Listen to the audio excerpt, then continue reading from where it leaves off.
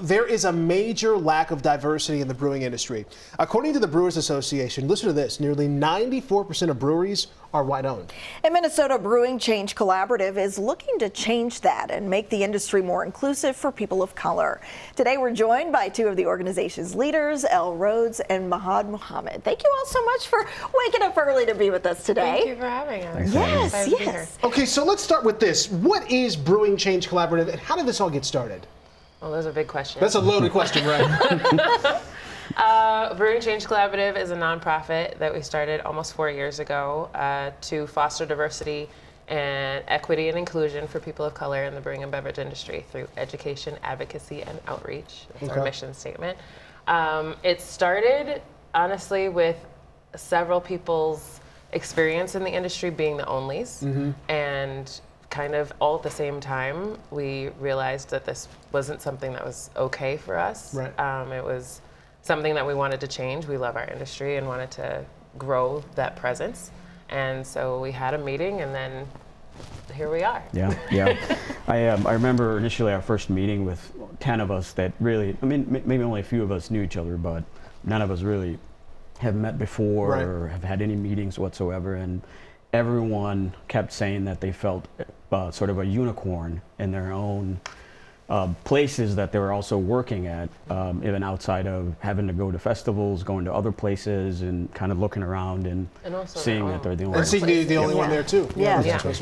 And what are some of the barriers to entry that people of color face, that people who identify as LGBTQ plus face, just getting into this? Yeah, when we started the organization, I would say our scope was very limited. And I would say we were a little naive about what those barriers were. We were thinking, if we just, have opportunities for awareness and involvement and all of that, that would have an impact. And it did, but knowing that there are so many other barriers, such as socioeconomic barriers, issues with entry into the industry because everybody knows each other and has friends in the industry. Inside the Beltway game, almost. Yeah.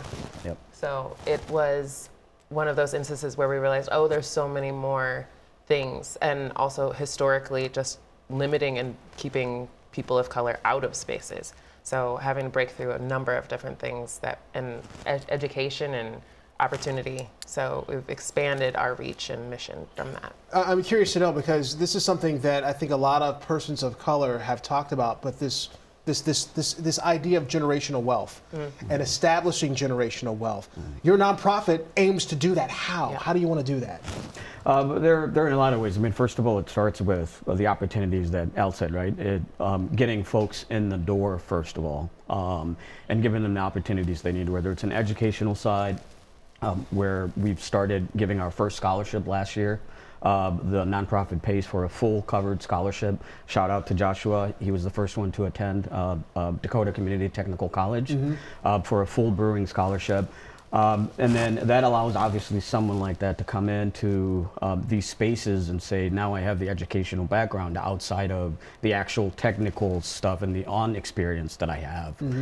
And then from there, it starts with collectively a lot of us getting together and obviously making sure that we have the space for everybody, and potentially, obviously, with a lot of those experiences, brings out where we can all meet up and potentially have our own business as a collaborative, as a cooperative.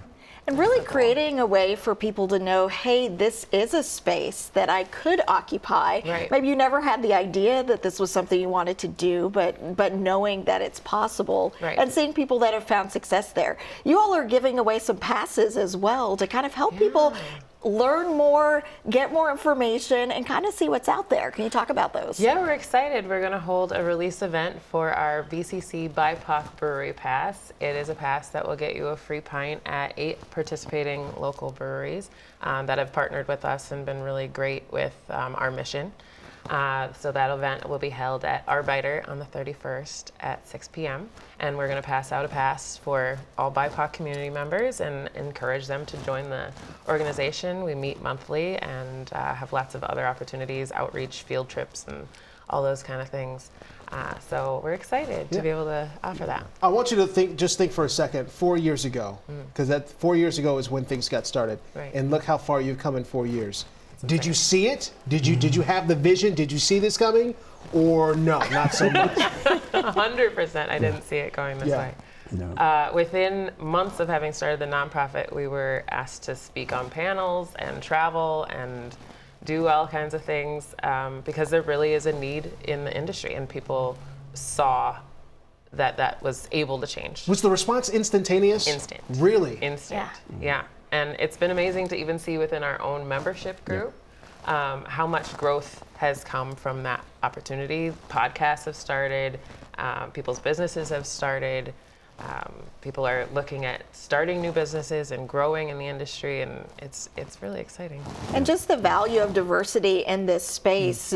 More people bring new ideas, new flavors, new experiences for the person that's picking up that pint or that beverage, because you're bringing your creativity to the table. Right. And it's also been really great for the community. Like we really are a family as well, and have been able to support each other through obviously the last several years, which has been a lot to have to go through alone. So having that community and family has been really important as well. In a lot of ways too, even outside of, from what you've said, the Brewers Association number that you brought up, for us also it's in a lot of ways educational as well, as educating the craft beer scene as well about the history of where craft brewing came from at the end of the day, right? It originally came from Africa. So giving a lot of educational stuff on top of providing the space for our own members to kind of come in and feel like it is home outside of their work, and being able to say if there are issues that they can't bring up to their own HR or to their own management, there are veterans in the industry within our own space that they can feel like those issues will absolutely be addressed and can bring that up. You feel comfortable talking about those things. Right. Real quick, because we're running out of time, if people want more information on everything that's going on here, is there a place they can go to get that information? Yeah, we're on Instagram, Brewing Change Collab, Facebook, our website, brewingchangecollaborative.org. We're all over social and push out all those things. So definitely reach out. Thank you so much for joining us today, sharing your story, and congratulations again on 4 years.